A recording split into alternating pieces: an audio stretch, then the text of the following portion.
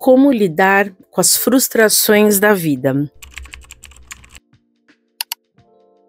Olá, Mariluza aqui falando, sou psicóloga clínica, trabalho com raça, gênero e, claro, saúde mental. Vamos sentar confortavelmente na poltrona porque o conteúdo não é simples. Essa pergunta de como a gente lida com as frustrações da vida, ela é uma pergunta que é quase como uma cebola, ela tem várias camadas e a gente tem que ir ali tirando camada por camada. Primeira camada é, o que são as frustrações? São essas emoções desconfortáveis quando a gente tem uma expectativa e ela não é alcançada. Quando a gente tem um desejo, um sonho, quando a gente quer alguma coisa e isso não chega ou não chega da forma como a gente quer. E aí, às vezes o nosso primeiro movimento, o nosso primeiro ímpeto é fazer como uma criança pequena que se joga no chão, esperneia e fala, eu não quero, por favor, aconteça do jeito que eu quero. Mas infelizmente, a vida muitas vezes não nos mima, né? A vida ela acontece, o tempo ele passa e a gente fica nessa situação de aprender a lidar com frustrações. A segunda camada desse tema é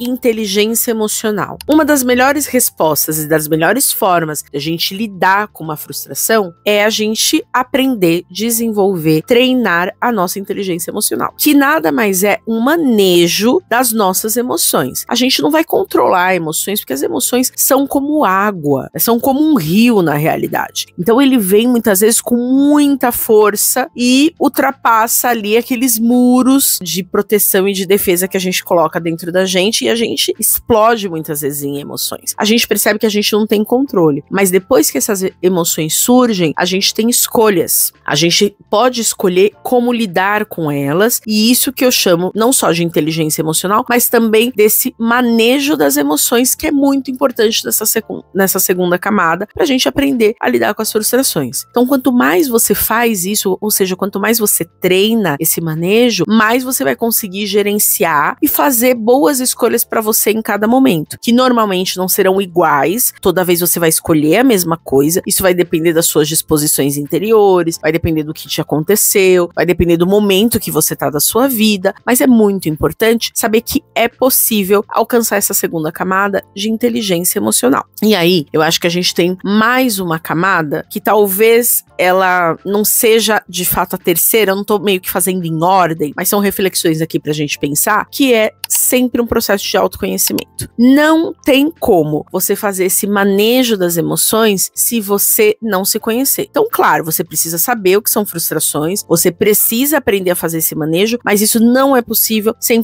processo de autoconhecimento, autopercepção, como você quiser chamar. O olhar para si. O olhar para si e entender quem você é, suas disposições interiores, o momento que você está, o que você gosta, o que você não gosta, o que você tolera, o que você não tolera, o que é demais pra você. Sem reconhecer isso, fica muito difícil você fazer qualquer manejo das emoções e, consequentemente, lidar melhor com as frustrações. Acho que tem mais uma camada de autocompaixão, porque quando a gente está frustrada, principalmente, a gente tende a se julgar demais. Me escreve aí se você não é essa pessoa que muitas vezes, quando tá passando por um momento, quando acontece alguma coisa que te frustrou demais, se você não começa a se julgar, ai, deveria lidar melhor, ai, você tá sendo muito infantil, ai, nossa, olha que absurdo você ficar sentindo isso, vai ficar chorando até quando? Será que você não é essa pessoa? Então a gente precisa tomar cuidado com isso, porque às vezes no momento de muita frustração, o primeiro passo pra gente fazer todas essas camadas anteriores é a gente se abraçar, é a gente dar tempo pra gente chorar, é a gente poder se sentir vulnerável, olhar pra nossa vulnerabilidade, abraçá-la e ir ao encontro dessa vulnerabilidade. Então, se você tá ouvindo esse conteúdo e você ainda não faz isso, se atente sobre isso.